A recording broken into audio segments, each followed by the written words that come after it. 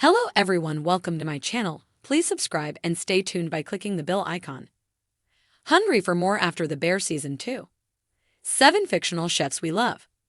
The Bear just dropped its sophomore season, and we've never wanted to visit the windy city of Chicago more. This season is an ode to fine cuisine. We're taken all the way to rainy Copenhagen to watch Marcus, Lionel Boys, learn the intricacies of delicately crafting inventive desserts that look almost too beautiful to eat. We then traverse back downtown to Chicago as Sydney, Ao Edibiri, indulges in Kasama's Filipino breakfast sandwich that makes your mouth water at the sight of the toasty bun and the buttery, crispy goodness of the fresh hash brown. We see these characters travels to different destinations, but even more importantly, each character goes through a personal journey this season. The show not only highlights the beauty of food, but also the art of fine dining as a whole. A restaurant is not just its food. It's also the people that work there, the people that attend, and the environment and experiences produced. The creativity and passion featured truly make you appreciate the beauty of food and how it is sometimes an undermined, yet prominent part of our lives. Even Richie, Ibon Masbachrach, who arguably embodies the antithesis of fine dining, finds appreciation and meaning in the art of running an upscale restaurant. With all of these complex stories and devotion depicted, how can we not miss watching Carmi, Jeremy Allen White, thoughtfully decorate a plate with pasta bolognese for Claire Molly Gordon, or feel our hearts warm as Sydney crafts an omelette for Sugar Abby Elliott? Can you not help but find yourself saying, "Yes, chef," after finishing The Bear? Below, find our list of fictional chefs that we wish could cook for us. Carmi Burzato, The Bear. Even though we could put almost the entire cast on this list, we had to go with the most obvious choice. Admired by his peers and revered by his colleagues, Carmi has unbridled talent when it comes to cooking. Beyond that, he has a deep love for creating and sharing dishes.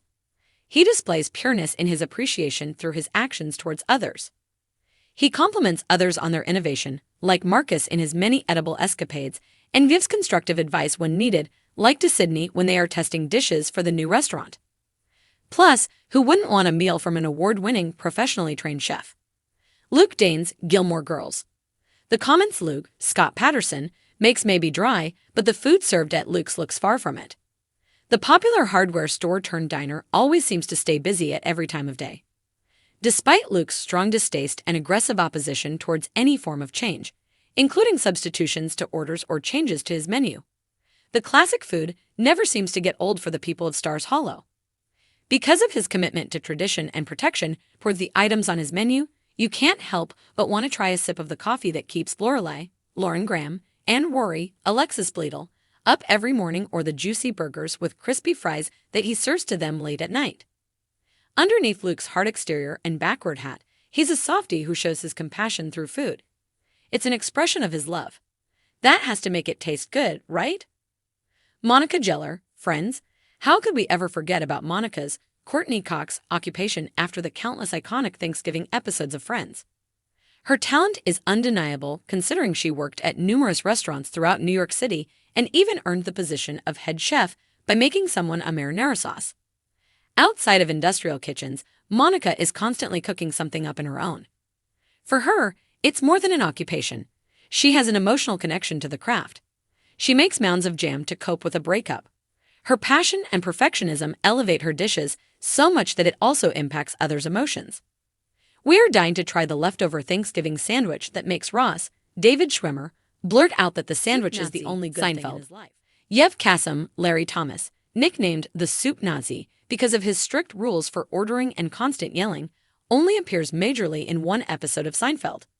However, we can never get over the character, based on a real-life chef in Manhattan, who has Jerry Seinfeld running through the streets of New York just to get a cup of it.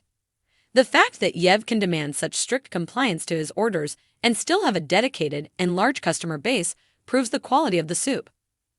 Sookie Street James, Gilmore Girls. Luke isn't the only one in the kitchen on Gilmore Girls. With the creation Sookie, Melissa McCarthy, has made, she could be considered a culinary master. From baked Alaska to salmon puffs, Sookie cooks up extravagant meals for the patrons of the inn and her loved ones. Her kitchen always looks picturesque. Fresh herbs dangle from shelves, and the countertops always seem decorated with extravagant dishes.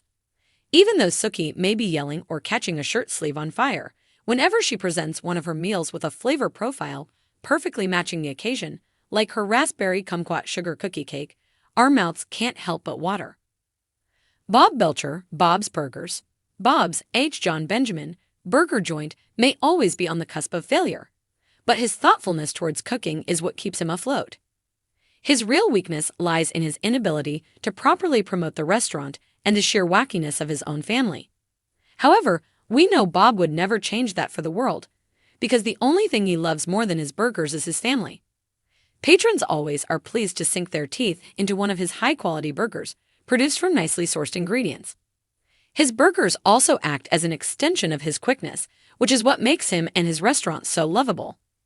Who wouldn't want to try the Eggers Can't Be Cheesers burger or the Gordon Ramsay burger?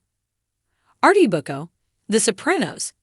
Even though Artie's John Ventimiglia original restaurant, Silvio Dante, is burned down in the first episode of The Sopranos, he continues to keep The Sopranos fed by running his next one, Nuovo Vesuvio.